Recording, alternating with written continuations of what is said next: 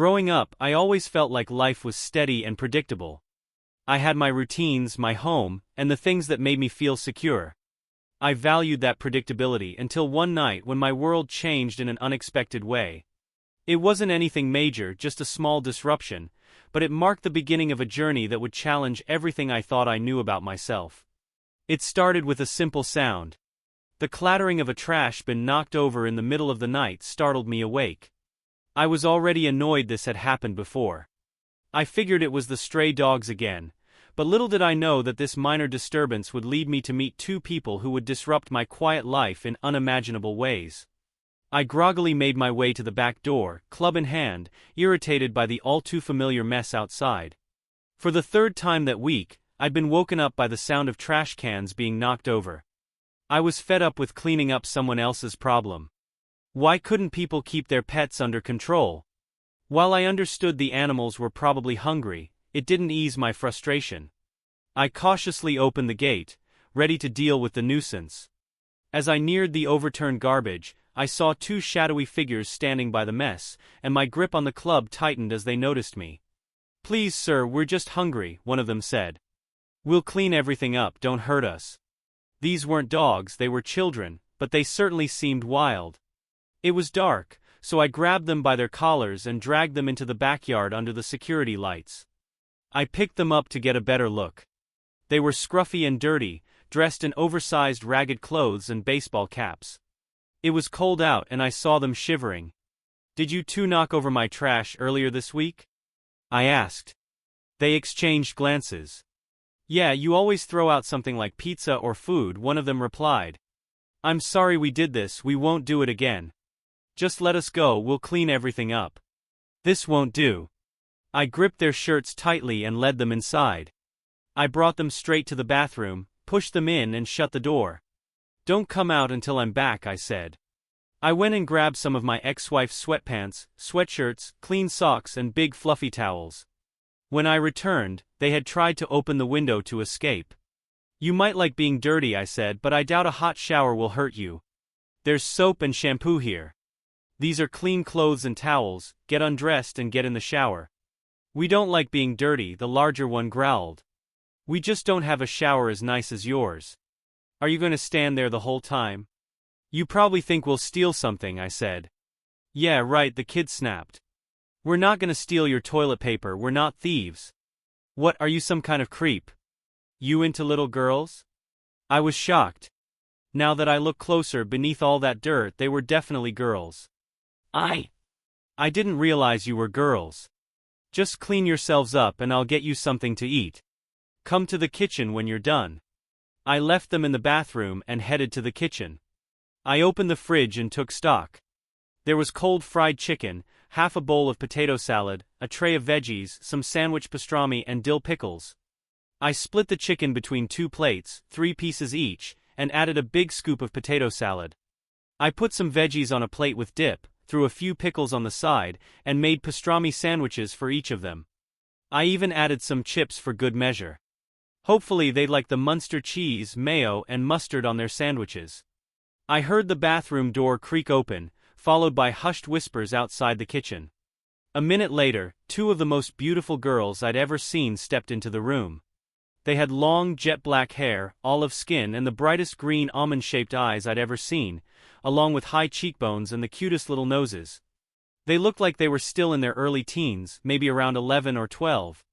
It was amusing to see them in Brianna's clothes.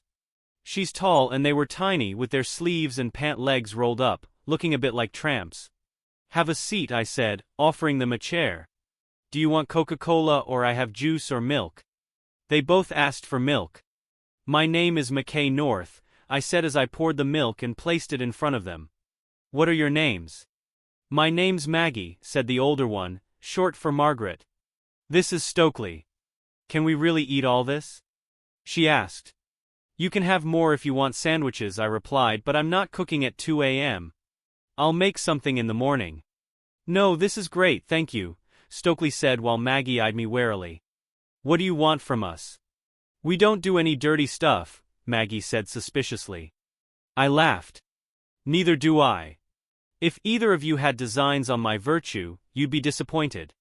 They didn't seem to get my humor. I'm not into little girls, I added.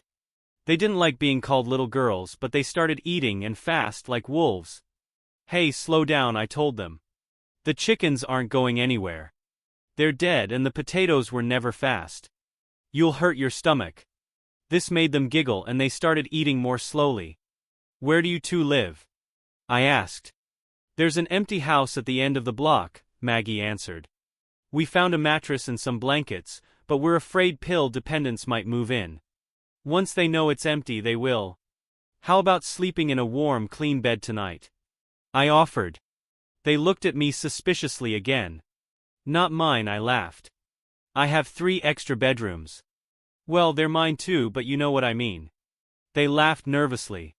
We don't have any money, Stokely said. We can't pay you. We just collect cans, but we spend all our money on food. I'm not asking for money, I said. Did I say anything about you paying me? Why are you doing this? She asked. Why are you so kind to us, Mac? Call me Mac, I said. Everyone does. Why are you being so nice, Mac? Maggie pressed. I'm not trying to be cute, I told her. I'm a good guy.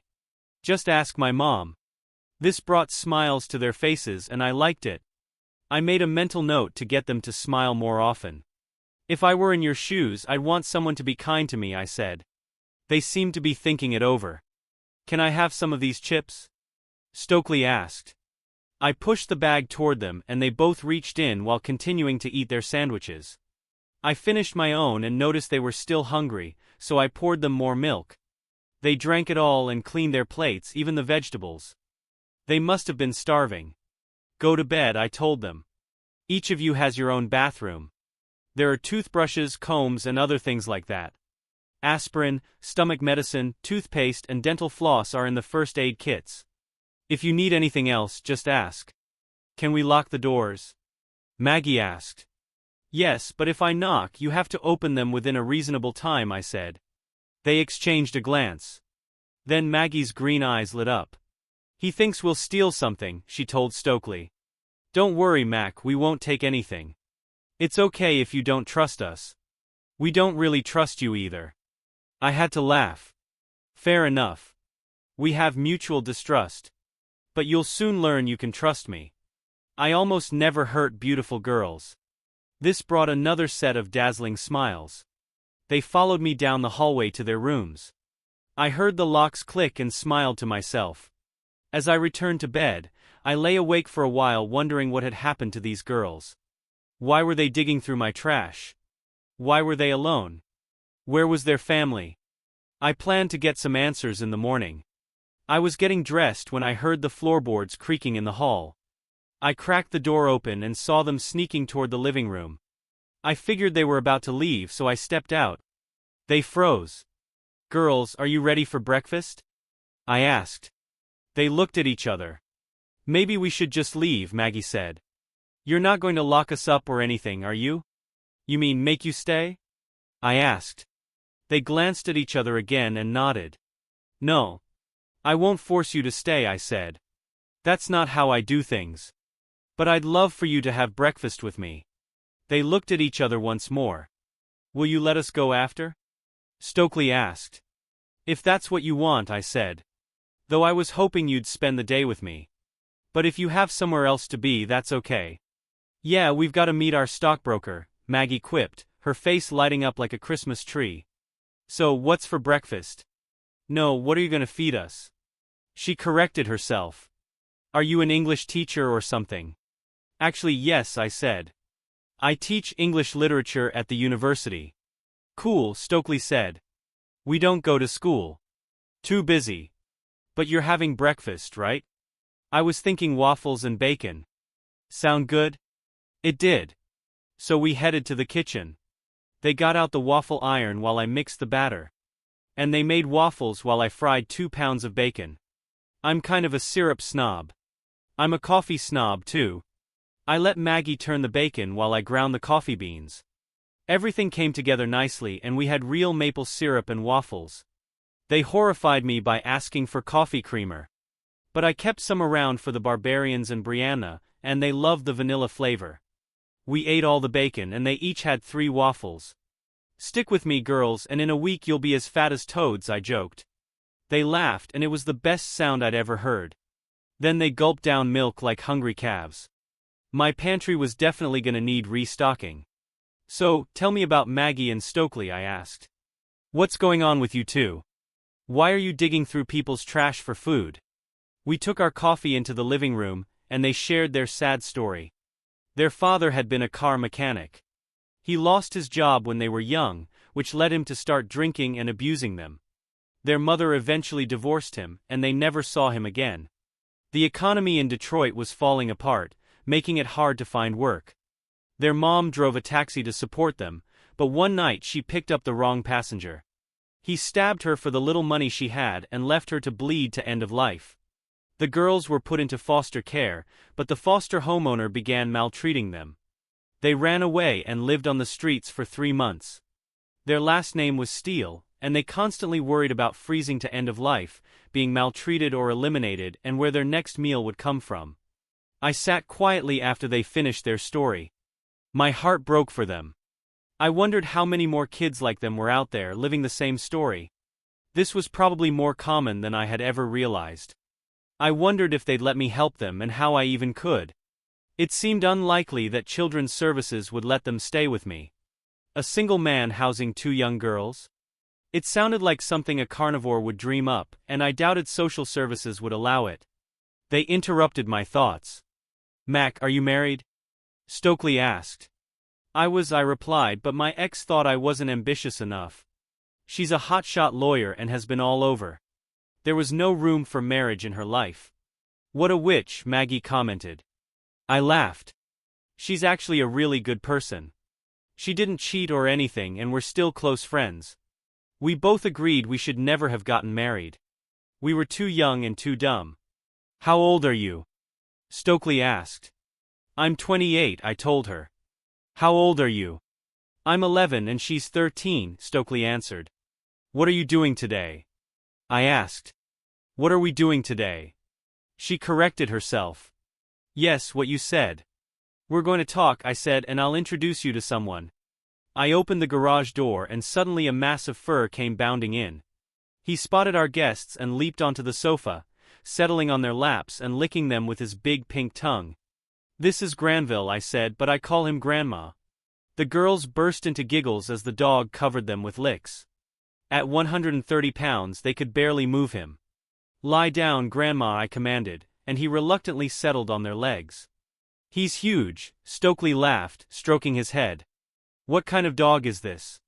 He's striped like a tiger. He's a bull mastiff, I explained. That's why he has that brindle color. He looks like he could bite our faces off, Maggie said. Yes, he could, but he won't. He's gentle with my friends. He sees you here being kind, so he loves you. If you were threatening, he'd get aggressive. Now that he knows you, he won't let anyone be mean to you. If I yell at you, he won't like it. He protects the people he cares about. Stokely slid down and wrapped her arms around the dog's neck as he licked her hand. I love him, she said. He's so wrinkly and cute. Does he live in the garage? She asked. No, he lives in the house, I replied. He got sick yesterday, so I put him outside to avoid a mess. What made him sick? Stokely asked. He eats things he shouldn't. Sticks, bugs, dead stuff. You name it, he seems fine now though. Gross, Maggie said. He licked my face. Yeah, he's a bit disgusting, but he's my buddy. He'll be your buddy too if you let him. We should take him for a walk. I grabbed his leash and Maggie wanted to lead him. But really the dog led her, dragging her a few yards ahead of Stokely and me. Stokely slipped her small hand into mine and I looked down at her. She smiled up at me, she was so beautiful. Everything okay? She asked. Of course, sweetheart, I said. I like holding hands with pretty girls. She blushed a little but didn't let go. We walked for a couple of miles and by the time we got back, Granville was panting and drooling. It was cold out but he didn't seem to care. We drank more coffee and talked for the rest of the day. Eventually I asked them if they'd let me help them. What can you do? Maggie asked. I'm not sure, I admitted. But I could talk to Brianna. She's a lawyer, though a different kind. Maybe she'll have some ideas. Is this the same witch? Maggie asked. Maggie, stop calling her that. She's not a witch. Do you trust me? I asked. They exchanged looks and nodded. Yeah, I guess, Stokely said. You've been really kind to us. Okay, let's call her and see if she can come over. I think you'll like her. Just give her a chance. Brianna was busy but agreed to come over for dinner. Bree is a tall, stunning redhead, and even though she doesn't realize it, she's incredibly sexy. When she walked in, I could tell the girls were impressed. She kissed me until my toes curled, then hugged both girls. You've replaced me? She teased, winking at them. No, Bree, you're irreplaceable, I joked. She beamed, clearly pleased. I explained to the girls that Bree and I were still good friends, and we were. We had a friends with benefits kind of relationship. We still had great sex, sometimes once a week, sometimes more. Occasionally she'd stay with me for a week, and we'd have sex like rabbits. But she didn't have time for a husband, and I doubted she ever would. We loved each other, but we couldn't make marriage work. As friends we were great, but as a married couple we fought constantly. So, who are your new girlfriends? She asked, smiling at them. I saw they were dazzled. I'm Maggie and this is Stokely. Nice to meet you, Bree said. You know this guy's dangerous, right? Not to us, Stokely said. But he could be to someone who's his enemy. He has a club and a very big dog. Bree nudged Granville with her boot, and he grumbled in his sleep. Hey, big guy. She knelt down and hugged him. Miss me? He rolled his eyes but didn't have the energy to lift his head. What's going on, Mac? She asked. What did you need to talk about?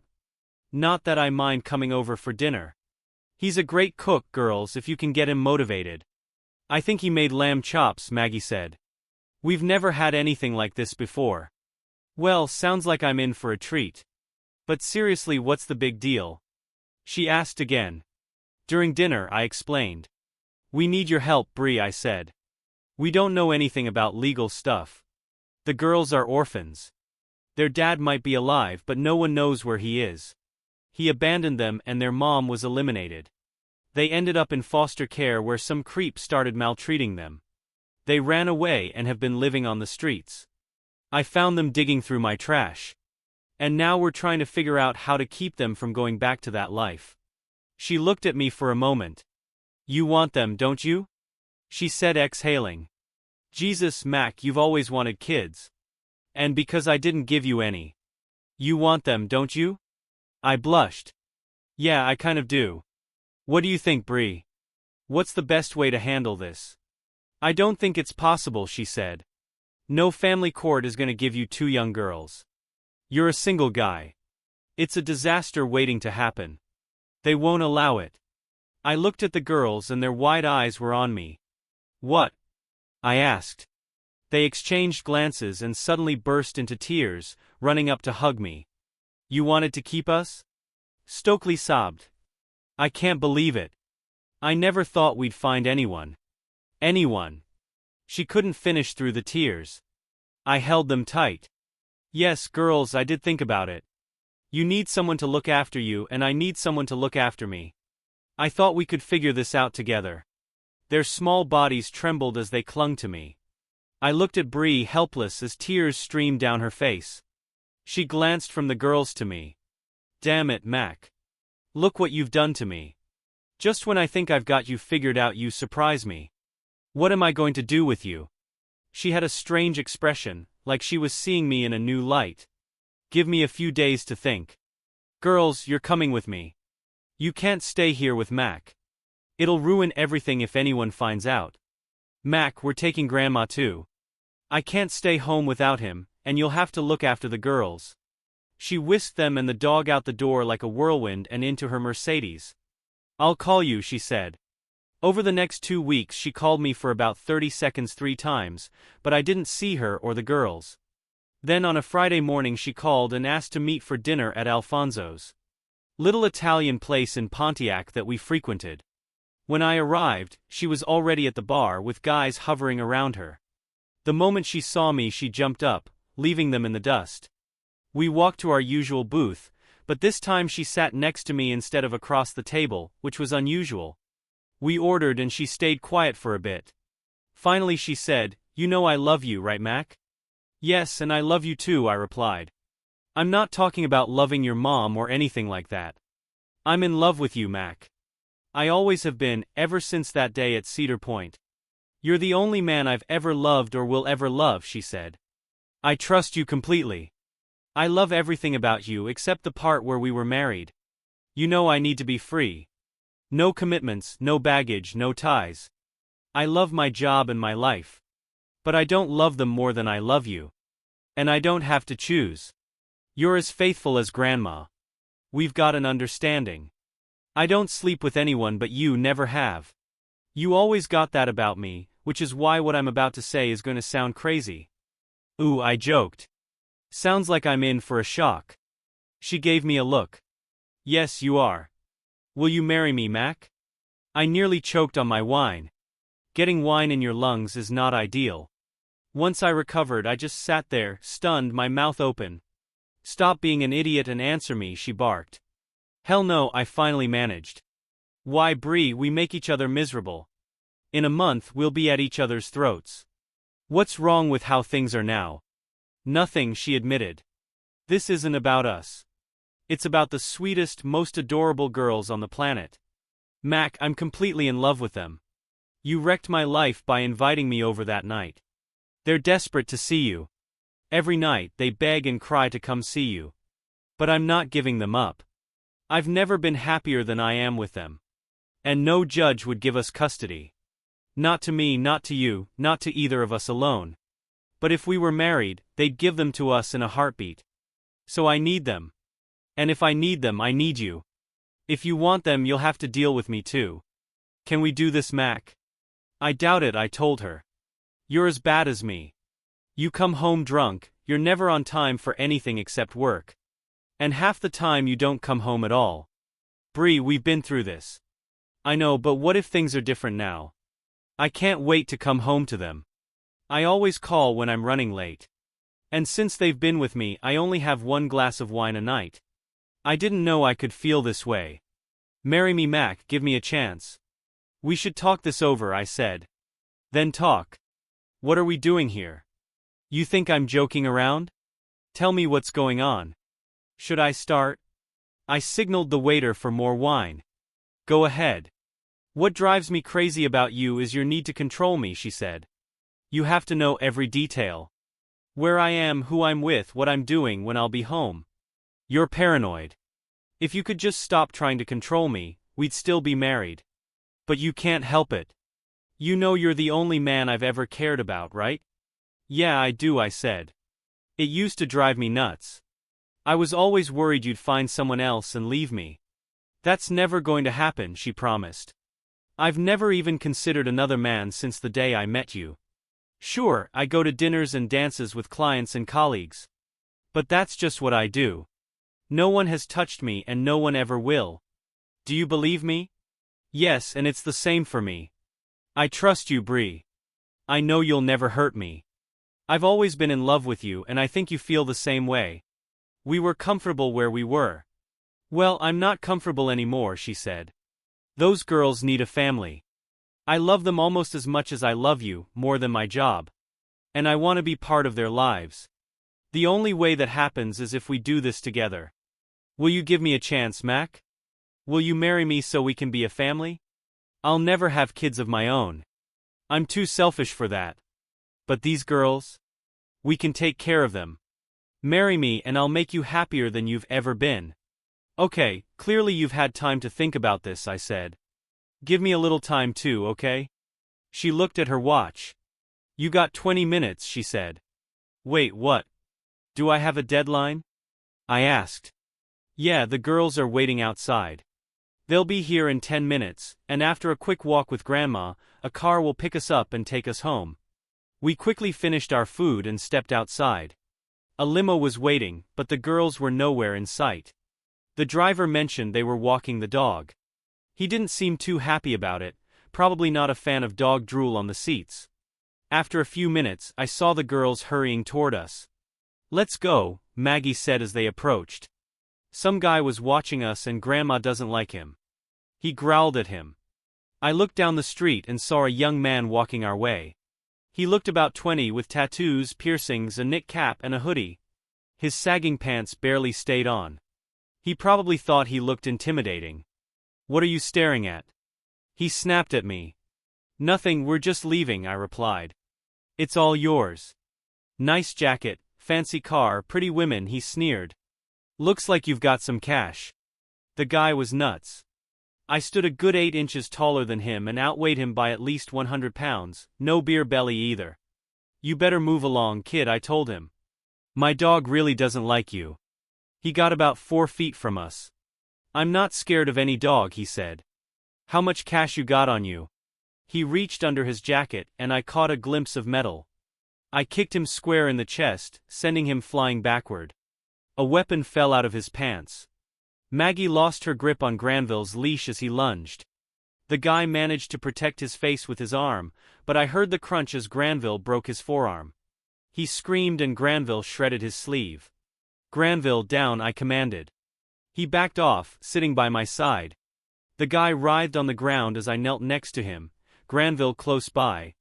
"Take it, Grandma," I said. Granville lunged forward, his jaws closing near the guy's neck. "I think you're an idiot," I told him. "What are you, some kind of moron?" He nodded, fear etched on his face. "Say it," I demanded. He didn't respond. "Bite, Grandma," I ordered. The guy whimpered as blood trickled from where Granville's teeth grazed his neck. The sound of Granville's breathing filled the air. "Say it," I repeated. "I'm an idiot," he whispered. "How much money do you have on you?" I asked. "Hand it over." He reached into his pocket but Granville squeezed a little harder. "Slowly," I warned. He pulled out a wad of cash and handed it to me. "Let him go, Grandma," I said. Granville released him and the guy scrambled backward. "I'll give you a 20-yard head start," I told him. "Then I'm sending the dog after you. Better run fast." He bolted like a sprinter but his pants fell halfway down. He stumbled, yanked them up with his good hand and took off. "You need a belt," I called after him. I turned back to the girls, who stood there with their mouths hanging open. I kicked the weapon into a storm drain. "What?" I asked. Bree was the first to speak. "You're one nasty son of a witch, Mac. Remind us never to piss you off." The girls rushed over and I hugged them. "Oh my God, Mac," Stokely whispered into my chest. "I thought that guy was scary but you didn't even break a sweat. You did it for us, didn't you?" "Well, nobody messes with my girls," I told her. "He even left you a little something for your college fund." I handed her the cash. She counted it. $700. The guy must have mugged a few people recently. She split it with Maggie and we got into the limo. As I leaned back, hugging Maggie, I noticed something. "A van's coming for us," I said. "I know," Bree replied. "It's got some of our stuff." I raised an eyebrow. Yeah, I know I take a lot for granted," she laughed. "Girls," I said. "Yes, Bree and I will get married again and you'll stay with us." The girls gasped and screamed. "Really?" Maggie asked. "She's really not a witch." "You were right. We love Bree. She's been so good to us. We have all these new clothes and she got us into this amazing school. We'll make you both proud, I promise." "We know you will, sweetheart. Don't worry." Bree reassured them. I was still in shock, trying to form words but nothing came out. "Mac, you okay?" Stokely asked. Bree chuckled. "No, he's in full panic mode. His perfectly ordered world is about to get flipped upside down. His house is spotless. Everything in perfect condition. Now he'll have underwear hanging in the shower, mixed up books and drink rings on the coffee table, and it'll drive him crazy. I don't even know how he handles living with Granville. We'll just have to love him enough that he won't care about crumbs on the table." "Think we can do that?" "I think we can," Maggie laughed. "I'm not sure how," Bree started. "But oh, he loves pretty girls. Just bat your eyelashes and he'll melt. He'll be mad at me. But you girls will have to love us through it." "Wait a minute," I groaned. I didn't exactly agree to any of this. Bree, like her usual whirlwind self, was sweeping us all along. "Do you love Bree?" Stokely asked me. Yes, I love her. On the other side of the city, I joked. Yeah, but we all need to be together, Maggie said. They all burst out laughing at my remark and I had to join them. The idea was absurd. How had I lost control so quickly? As usual, Brianna had just taken over. What started as my little attempt to help the girls had snowballed into a marriage and adoption plan. It was wild how small actions could send your life spiraling out of control. I thought it was reckless and told Bree so. When we got back to my house, there was a flurry of activity. Movers were everywhere, hauling in piles of stuff and placing them in different rooms. To my surprise, loads of women's clothes started showing up in Maggie and Stokely's rooms. Where did all this come from? I asked Maggie as she zipped past. Bree took us shopping a few times, she said, before disappearing into her room. Bree popped her head out of my bedroom. Mac, do you ever throw anything away? You still have things from when we were married. I'm getting rid of this junk, I need drawer and closet space. I rushed over to rescue my high school Letterman jacket from the trash. Stop it, Brianna, I shouted. You can't just throw my stuff away. If I didn't want it, I wouldn't keep it. This is my house and I'll throw your Boney back out if you don't stop. She stuck her head out and glared at me. Boney back, huh? She snorted. Then she grabbed my sleeve and dragged me into the bedroom, which looked like a tornado had hit it. In one swift move she locked the door, pulled her dress over her head and leaned over the bed. My breath caught, she wasn't wearing any underwear. We made love, and the next morning I slept in until 10 o'clock. After stumbling into the shower, shaving and freshening up, I finally felt somewhat human again. Bree was still asleep, her fiery red hair falling across her face as she lay on her stomach. Damn, her bum was incredible. I wandered into the living room and found Granville fast asleep, drooling all over a pile of my best shirts. I sighed, grabbed a glass of orange juice and a bun and called to him. Come on, Grandma, let's get out of here. He lifted his head, rolled his eyes and groaned as he got to his feet. We headed to the backyard, where he did his business before flopping down on my legs. The sun was warm and I felt lazy like a lizard basking in the heat. It was unusually warm for this time of year. The door opened and Stokely stepped out with a glass of milk and a bun. Hello, Angel, I waved. Hi, Mac, she said, closing the door behind her. After a moment she walked over to the glider where I was sitting. Is there room for me? She asked. I shifted over and she curled up on my lap, resting her feet on the empty space. She sighed, took a bite of her bun and looked at me with those big green eyes. Mac, she began, crumbs falling onto our laps. I interrupted. Finish eating, drink your milk and then talk. She giggled and waited until her mouth was empty. Mac, she started again. If you adopt us, will you be our dad and Bree our mom? Is that what you'd like? I asked.